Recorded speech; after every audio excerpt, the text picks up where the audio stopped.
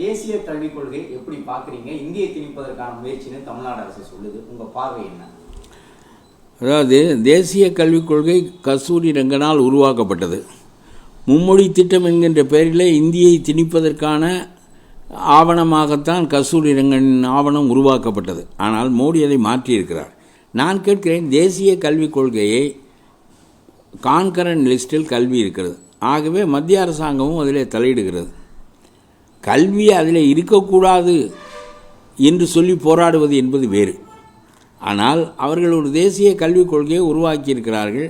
அதிலே இந்திய மொழிகளில் ஒன்றை கற்றுக்கொள்ள வேண்டும். கற்றுக்கொண்டால் நாங்கள் நிதி தருவோம் என்பதுதான் அந்த அடிப்படை தன்மையே. ஆக நான் என்ன சொல்லுகிறேன் என்றால், நம்முடைய சீஃப் செக்ரட்டரி ஏற்கனவே இதில் கையெழுத்து போட்டிருக்கிறார், சம்மதித்திருக்கிறார்.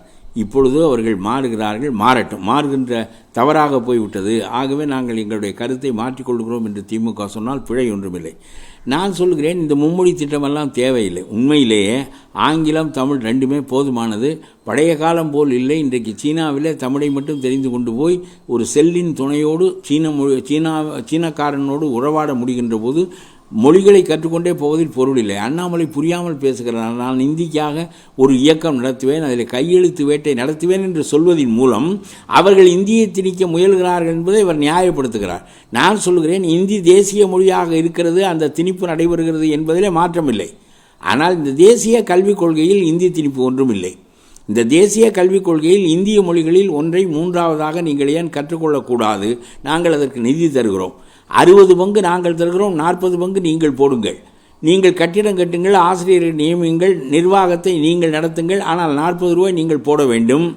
அதிலே இந்திய மொழி ஒன்றை கற்றுக்கொள்ள வேண்டும் என்று சொன்னால் நீ கன்னடத்தை கற்றுக்கொடு, மலையாளத்தை கற்றுக்கொடு, துளுவத்தை கற்றுக்கொடு, தெலுங்கை கற்றுக்கொடு.